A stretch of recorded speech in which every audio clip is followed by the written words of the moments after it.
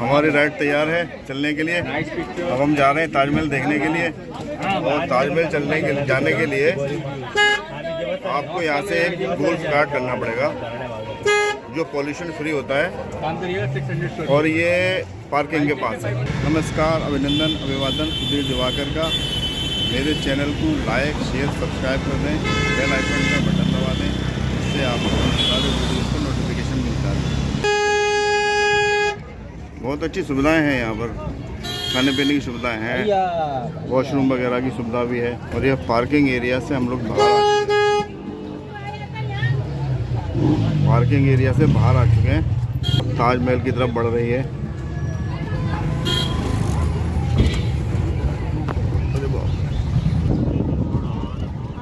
तो बेल्ट नहीं है इसमें घुमाने पे थोड़ा ये पाथ आ चुका है ताजमहल के लिए जाने का।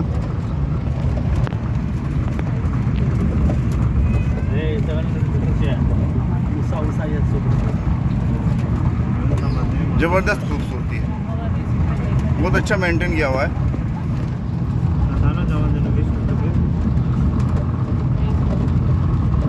और पार्किंग से ताजमहल के गेट की दूरी ज़्यादा नहीं है, लेकिन गोल्फ कार्ट का भी मज़ा लेना चाहिए। बाकी तो आप पैदल भी आ सकते हैं। वापसी में हम कोशिश करेंगे पैदल आने की। यहाँ पे क्लॉक रूम है, अमानती सामान, लेकिन ये यहाँ पर चार्ज लगेगा आपको। आगरा फोर्ट पे आप अगर सामान रखते हैं तो वहाँ चार्ज नहीं लगता है। हम ये ताजमहल पर आ चुके हैं। गोल्फ कार्ट से हम लोग उतर गए हैं। टिकट हमने पहले ही ले लिया था, पेमेंट पहले ही कर दिया था। ये आगरा फोर्ट रेलवे स्टेशन और आगरा फोर्ट के बिल्कुल नज़दीक पड़ता है इस रास्ते से। तो सिक्योरिटी हम भी क्रॉस कर लिया है। और सिक्योरिटी में कोई भी सामान ले जाना कैमरे के अलावा अलाउड नहीं है। मोबाइल ले जा सकते हैं, कैमरा ले जा सकते हैं, बाकी खाना और बैग आप नहीं लेके जा सकते हैं, तो उसे आप कहीं क्लॉक रूम में जमा कराएं। आइए चलते हैं आगे। और ये हम आ गए हैं इसके एंट्रेंस गेट पर, ताजमहल का एंट्रेंस गेट।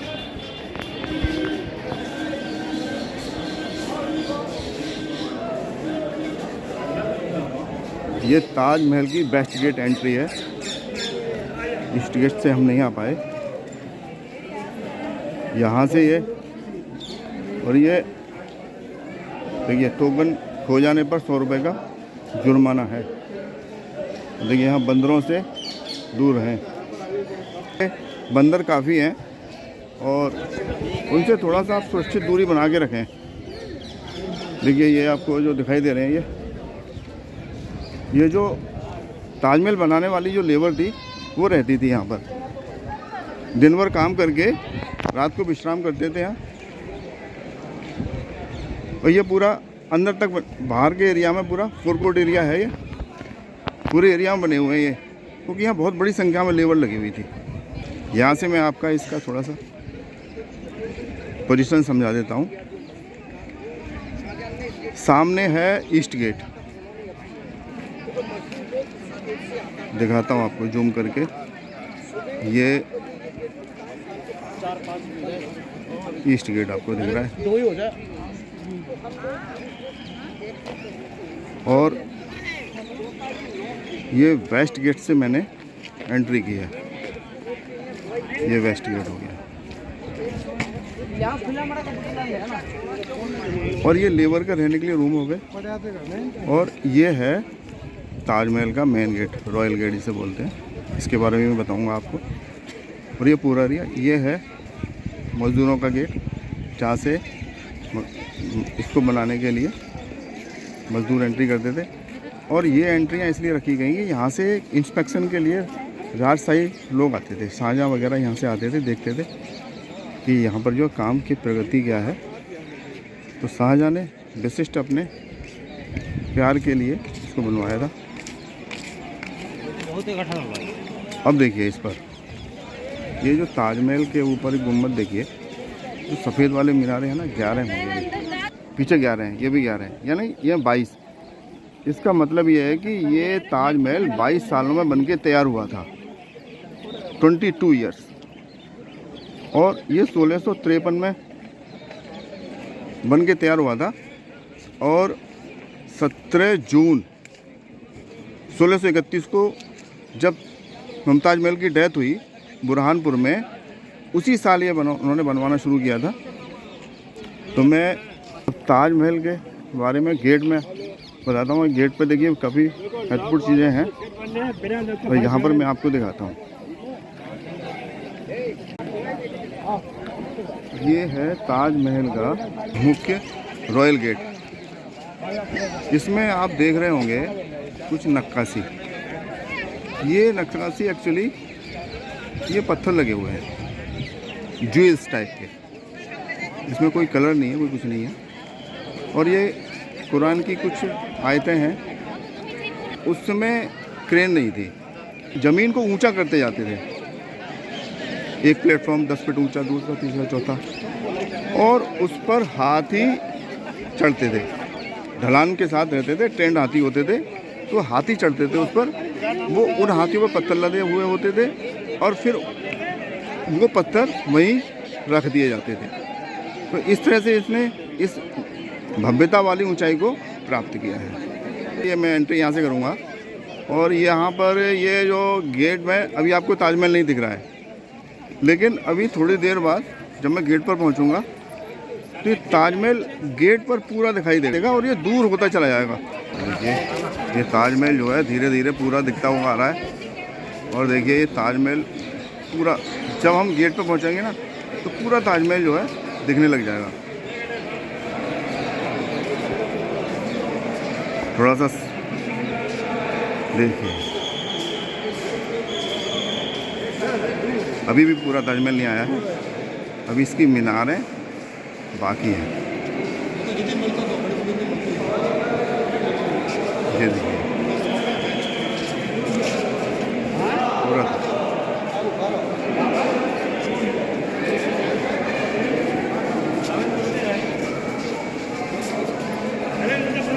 अब ये देखिए जैसे ही मैं गेट से बाहर निकलूँगा इस ताजमहल की दूरी बढ़ने लगेगी।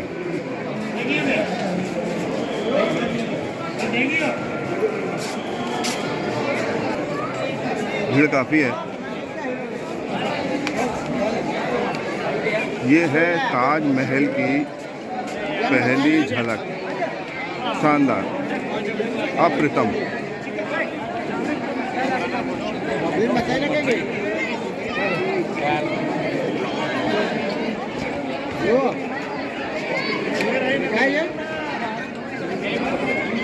अंदर ट्राइपॉड माइक ले जाना अलाउड नहीं है, इसलिए वॉइस का थोड़ा इशू हो सकता है। थोड़ा सा प्लीज़ अफोर्ड।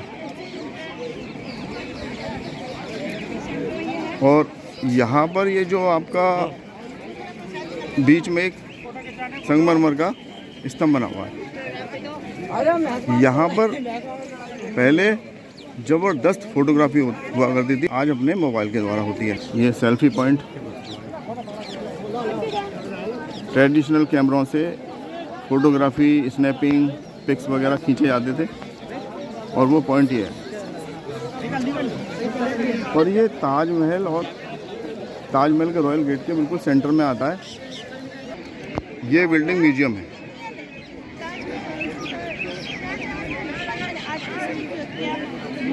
और राइट साइड में सेम बिल्डिंग, राजा लोग आते थे तो इनके बैठने का ये स्थान है।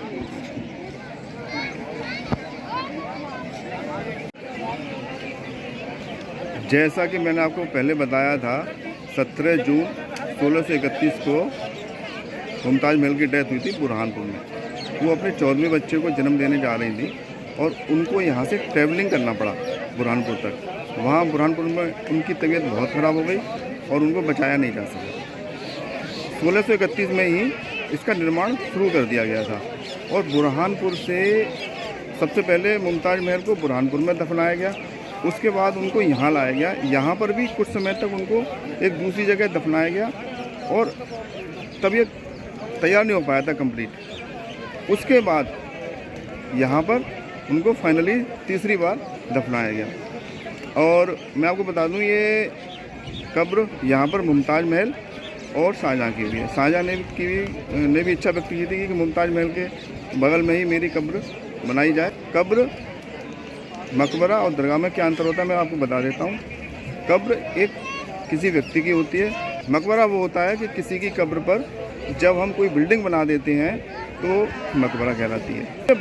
विश्व का सबसे खूबसूरत मकबरा है और बहुत ही शिद्दत के साथ बनाया गया था। इसमें कई करोड़ रुपए का खर्चा आया था और इसी वजह से औरंगजेब ने अंत में शाहजहाँ को कैद में कर दिया था। तो शाहजहाँ ने इच्छा व्यक्त की थी कि मुझे जो आगरा फोर्ट है, किला मुबारक, उसमें वहाँ कैद किया जाए जहाँ से ये मुझे मुमताज़ महल का जो मकबरा है दिखता रहे। तो उसको वहाँ कैद किया गया था और वहाँ से वो मुमताज़ महल के मकबरे को दिखता रहता था। आइए चलते हैं आगे। अब हम आपको बताएंगे कि ताजमहल कैसे आगे इसका कंस्ट्रक्शन हुआ और इसमें क्या क्या विशिष्ट चीज़ें हैं जो आज तक ये सुरक्षित है। तो चलते हैं आगे और ताजमहल को नज़दीक से देखते हैं। शाहजहाँ और मुमताज़ की जो एक्चुअल कब्र है वो हमेशा बंद रहती है। अभी शाहजहाँ का उर्स था यहाँ 370वां, यह भी मनाया गया था 28 तारीख। सिर्फ उर्स वाले दिन इनकी ओरिजिनल जो मुख्य मेन मतलब कब्र है जो है वो खोली जाती है, बाकी सभी दिन बंद रहती है। बाकी दिनों में ये डमी कब्र रहती है, ओरिजिनल कब्र आपको दिखाई नहीं देगी। तो ये शाहजहाँ की सेकंड वाइफ थी और शाहजहाँ से 1612 में शादी करने के बाद 1617 में 5 वर्ष बाद उन्होंने तीसरी शादी की थी शाहजहाँ ने। लेकिन सबसे प्रिय उनकी बेगम मुमताज़ महल ही थी। और यहाँ पर आगे जाएंगे हम, यहाँ शू कवर खरीदने होंगे क्योंकि ताजमहल पर अब सुरक्षा की वजह से, कि उसकी विरासत की सुरक्षा की वजह से यहाँ पर जो है सिक्योरिटी बढ़ा दी गई है। तो हम ये खरीदेंगे अब यहाँ से शू कवर। हमें थोड़ा सा एंड तक चलना होगा, इसके बाद हम ताजमहल की ऊंचाई 73 मीटर से,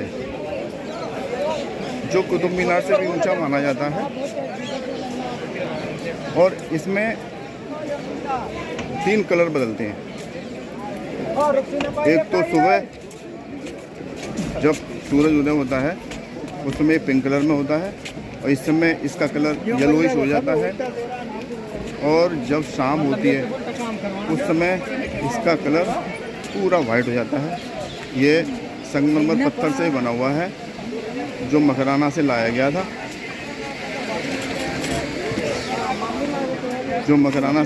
था, और इसकी ये 4 मीनारें हैं। देखिए 4 मीनारें अभी आपको नहीं दिखाई दे रही हैं, एंट्री के समय दिखाई देती हैं आपको। और ये इस तरह से बनाई गई हैं चारों मीनारें कि जब भी किसी भूकंप में या किसी आंधी में, हवा में, तेज़ हवाएं चलें और ये गिरती हैं, कैसे भी गिरें, ये कभी भी गिरें, तो ये ताजमहल के ऊपर नहीं गिरेंगी, ये ताजमहल से बाहर गिरेंगी। और अभी ये पिछले साल करीब 1.5 साल 2 साल पहले ये मीनारें गिर चुकी हैं यहाँ पर लास्ट टाइम। और ये बाहर एक मीनार गिरी थी, सॉरी, तो वो बाहर की साइड में ही गिरी थी, जिससे कि इस ताजमहल को कोई भी नुकसान ना पहुँचे। तो हम ये मुख्य मकबरे की ओर जा रहे हैं और यहाँ से हमने शूज़ पहन लिए हैं। पहले बगैर शूज़ के एंट्री हो जाया करती थी, सॉरी, बगैर शू कवर के एंट्री हो जाया करती थी, लेकिन अब शू कवर और ASI के द्वारा अनिवार्य कर दिए गए हैं। तो ये हम अब यहाँ से एंट्री कर रहे हैं। शू कवर पैरों में आ चुके हैं।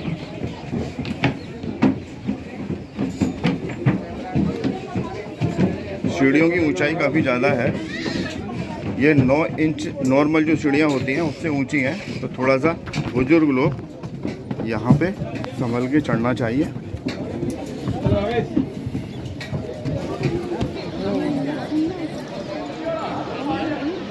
फर्स्ट नियरेस्ट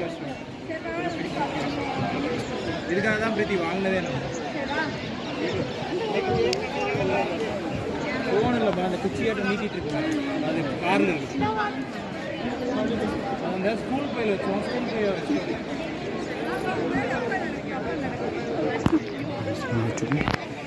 मकबरे के कैंपस में हम लोग एंट्री कर चुके हैं।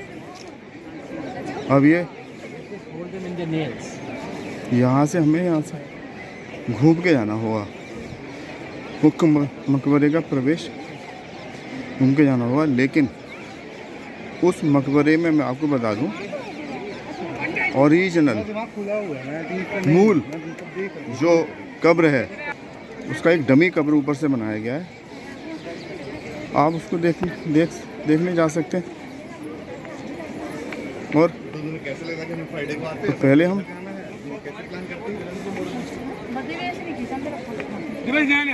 इस मकबरे के अंदर जाके अब उसमें देखना पड़ेगा कि कैमरा इस अलाउड है कि नहीं अंदर। फिर मैं आपको ताजमहल के निर्माण के बारे में बताऊंगा। तो हम मकबरे से बाहर आ गए हैं और अब मैं आपको बताता हूं कि इसके कंस्ट्रक्शन में क्या क्या कारीगरी की गई, किस तरीके से कंस्ट्रक्शन इसका किया गया है।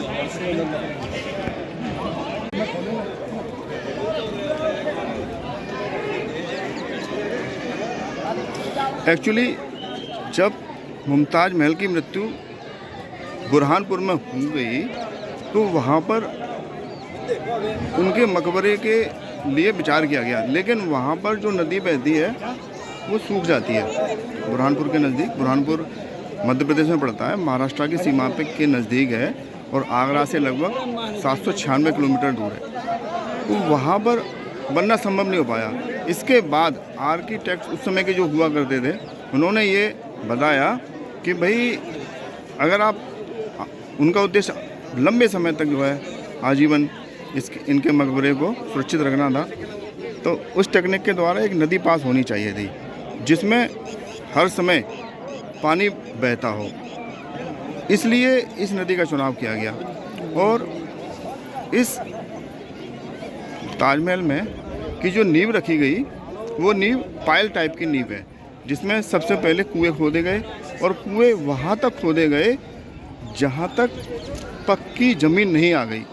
जब पत्थर वाली ज़मीन आ गई तब जाके जो है उन्होंने उसको रोका और उसमें सबसे पहले लकड़ी का बुरादा, यानी कि जो आबनूस की लकड़ी गई है, यह एक लकड़ी होती है जो पानी में रह के ही सुरक्षित रह पाती है। उस लकड़ी का नाम मैं ध्यान भूल रहा हूँ। तो वो लकड़ी का बुरादा इसमें भरा गया।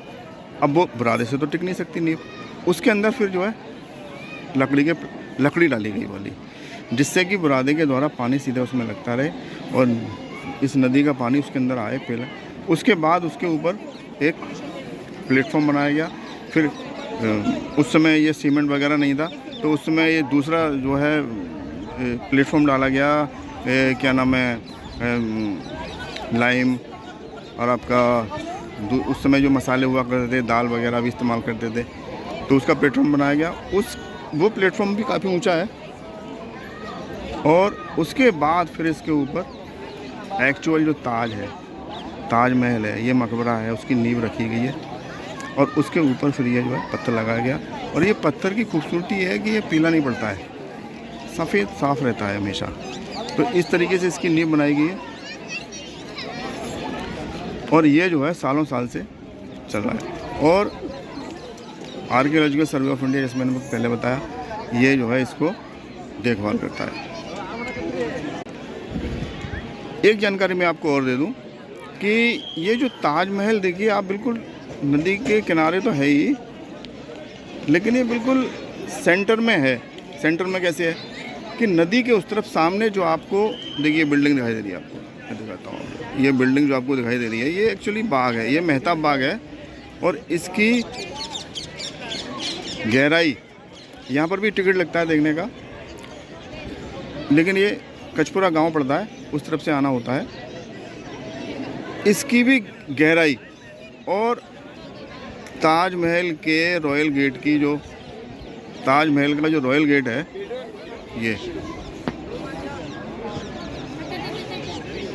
ये दोनों की गहराई बराबर है और बीच में ये यमुना नदी बहती है। और यमुना नदी देखिए आप, बहुत ही कम पानी है वैसे इसमें आजकल। ये बहुत कभी उफान पर रहा करती थी और बरसात में तो खैर अभी भी रहती है, लेकिन ये बरसात के बगैर भी पूरी भर के चलती थी। जहाँ पे अभी आपको ये दिखाई दे रही हैं, ज़मीनें दिखाई दे रही हैं इसकी, और बीच में सेंटर में पानी है। तो ये पहले नहीं हुआ करता था, अभी ये कुछ वर्षों से इनकी स्थिति ऐसी हो गई है।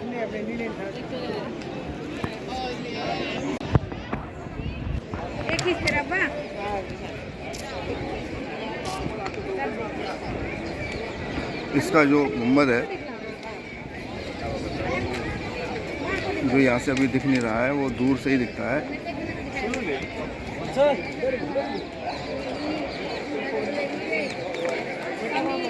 उसकी ऊंचाई 73 मीटर है और इसकी ऊंचाई उससे कम है, लगभग 40 मीटर्स के लगभग है मीनार की ऊंचाई। ये देखिए, इसके अंदर जो नक्काशी है वो एक्चुअली पत्थर है। ये पत्थर में आपको दिख रहा होगा, ये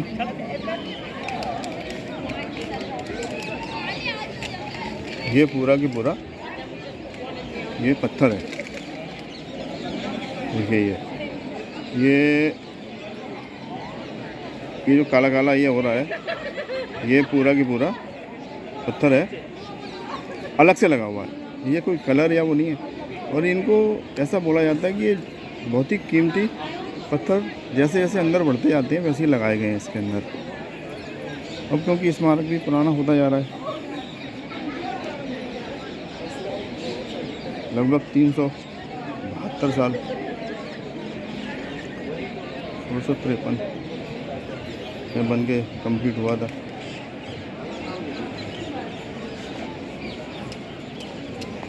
और ये जो आपको बिल्डिंग सामने लाल बलुआ पत्थर की दिख रही है, ये मस्जिद है। ये मस्जिद है। और अब यहाँ से आप देखें जो रॉयल गेट है, रॉयल गेट मैं आपको यहाँ से दिखाता हूँ, बड़ा ही खूबसूरत लगता है।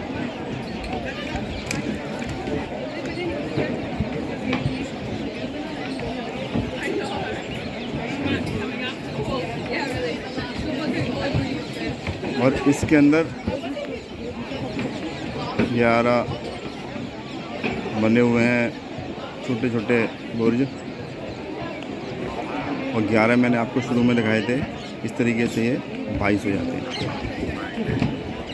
यानी कि 22 वर्ष बाद 22 वर्ष में इसका कंप्लीशन हुआ, इसका निर्माण कंप्लीट हुआ।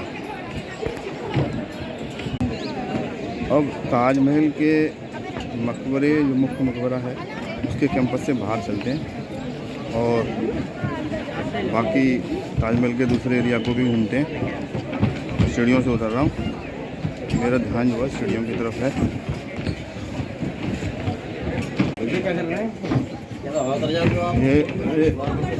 ये जो है सीढ़ियाँ काफ़ी ऊंची बनी हुई है। जो नॉर्मल हाइट इनकी सीढ़ियों की होती है आमतौर पे घरों में 9 इंच की, उससे ज़्यादा है ये। तो ये अब हम यहाँ से अपने शू कवर रिमूव कर देते हैं। तो ये लिखा हुआ भाई यहाँ शू कवर, जिससे कि पूरे कैंपस में पता चला कि शू कवर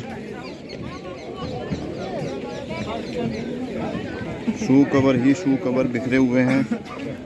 इस वजह से ये शू कवर यहाँ से निकाल दे, रिमूव करने का ये इनका उद्देश्य यही है कि ये शू कवर बाहर जाएंगे तो पूरे बिखरे हुए दिखाई देंगे पूरे कैंपस में। और पूरे कैंपस में बिखरने का मतलब है कि पूरा गंदगी हो जाना। ये फुल दिखाई दे रहा है इसका।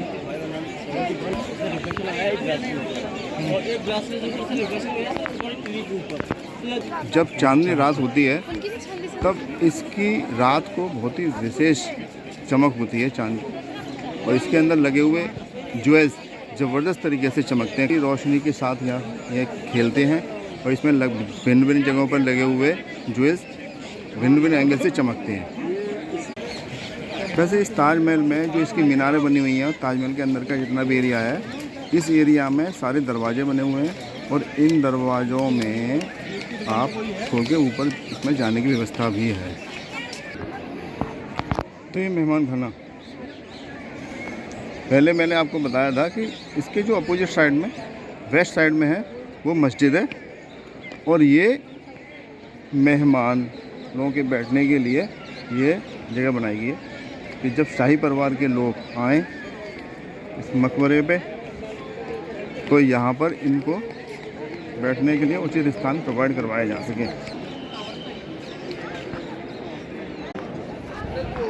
ये कमरे बंद हैं, ये कमरे ताजमहल के तहखाने के लग रहे हैं, ताला पड़ा हुआ है, बंद है। कृपया यहाँ पैसे ना डालें। यहाँ पे देखो लोगों ने पैसे डाले हुए, किन कारणों से डाले हैं यहाँ पे कुछ खास रास्ता दिखाई दे रहा है, सीढ़ियाँ भी हैं इधर।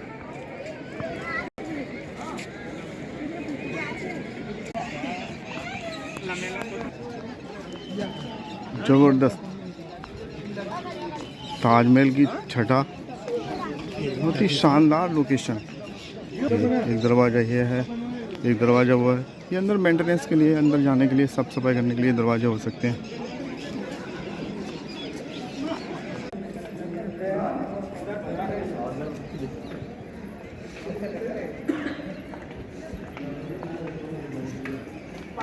ये जो दरवाजे लगे हैं उसके अंदर ये आले से बने हुए हैं, ये अगर आप देख सकते हो।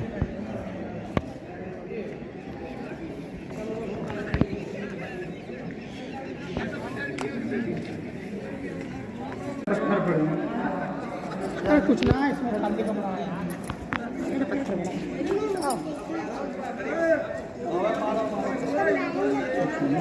यमुना नदी का बेहंग दृश्य, जबरदस्त खूबसूरत। पूर्वी साइड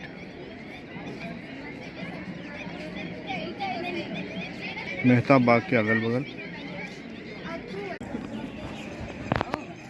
बड़ी दूर दूर से विदेशों से तो आते ही हैं, अपने भारत में भी बड़ी संख्या में लोग इसको देखने के लिए आते हैं। वेस्ट साइड यहाँ भी लोगों ने पैसे डालते हैं, इसलिए यहाँ भी लगा हुआ है कृपया पैसे ना डालें यहाँ।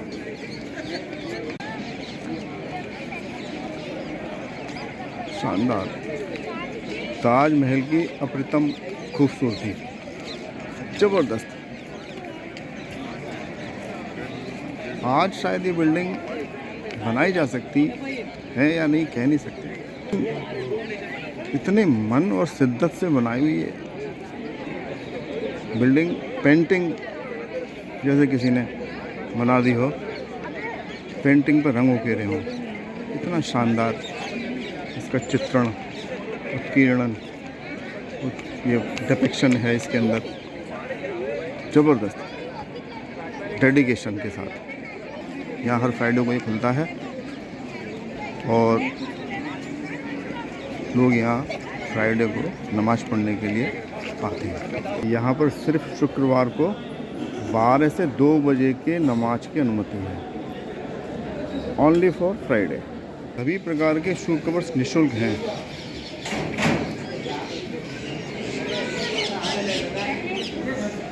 मस्जिद जमात खाना, तो जैसे मैंने आपको बताया कि टिकट शू कवर यहाँ पे लेकिन फ्री है, लेकिन ये 200 रुपये की टिकट के साथ फ्री है, ना कि 50 रुपये। 50 रुपये की टिकट के साथ शू कवर की आवश्यकता नहीं होती है, लेकिन जब आप मकबरे में जाते हैं, अंदर जाते हैं, तब वहाँ पर शू कवर की आवश्यकता होती है। उस समय आपको 200 रुपये की टिकट खरीदनी होती है और 200 रुपये की टिकट के साथ में shoe cover free of cost है, लिखा हुआ है। बंदर बड़ी संख्या में है यहाँ पर भी, जगह जगह बोर्ड भी लगे हुए हैं। देखिए बड़ा ही मैं क्लोज फ़ोटो दिखाता हूँ आपको।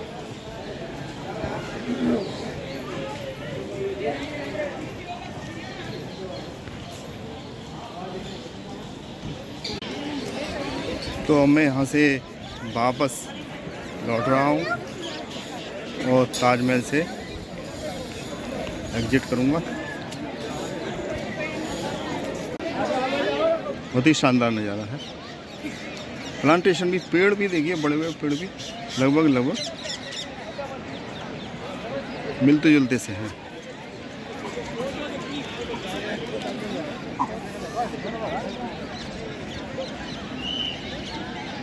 तो ये आपने देखा दुनिया का सबसे खूबसूरत महल, ताजमहल, दुनिया की सबसे खूबसूरत बिल्डिंग, प्यार का प्रतीक ताजमहल।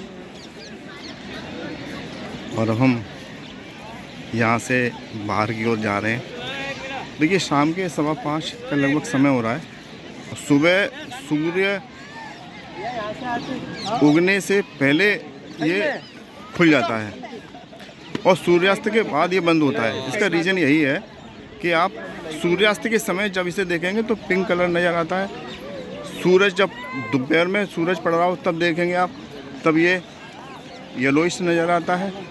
और जब ये शाम को 7 बजे अंधेरे में देखेंगे, चांदनी रात में, तब ये वाइट नज़र आता है।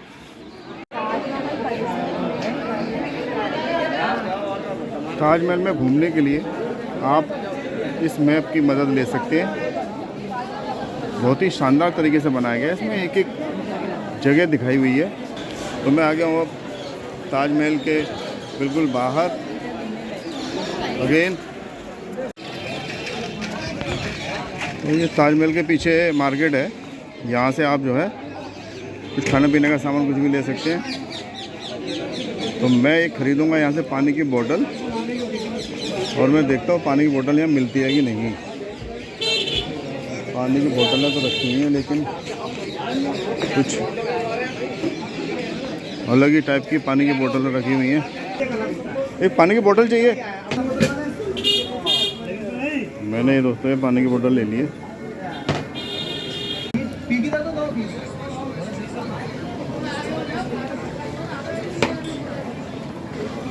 पैसे दीजिए। पेमेंट मैंने कर दिया है। चल दिए हम लोग यहाँ से, और ताजमहल बंद हो गया है लगभग।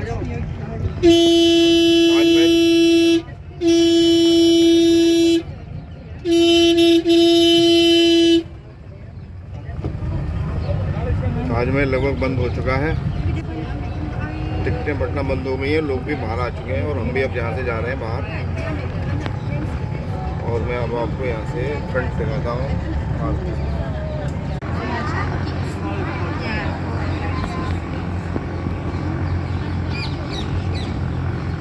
बैठने के बाद यहाँ पे देखिए कोई भी ऑब्स्टिकल नहीं है। गाड़ी में झटका या तेज लगे तो थोड़ा सा दिक्कत हो सकती है। Taj Mahal can visit Taj Mahal from Dussehra घाट। दशहरा घाट थोड़ी सी गलती हो गई। मैं दूसरे गेट पे जाने वाली गाड़ी में बैठ गया, तो भाई साहब मेरे को दूसरी गाड़ी में बिठा देंगे जो एडीए पार्किंग पे मेरे को छोड़ेगी। तो मुझे दूसरी वाली कार्ट में बैठ गया हूँ मैं। यह मुझे एडीए पार्किंग पर छोड़ेगी। ज़्यादा दूर नहीं है, यहाँ से बहुत नज़दीक है। हार्डली 500 मीटर या 700 मीटर के आसपास होगा।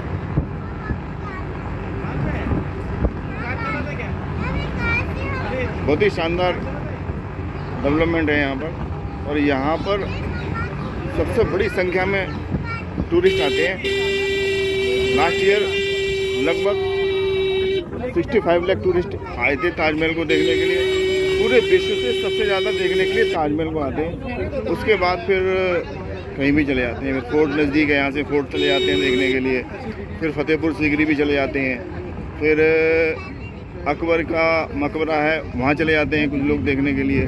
ताजमहल उत्तर प्रदेश सरकार को सबसे ज़्यादा राजस्व देता है आगरा से। और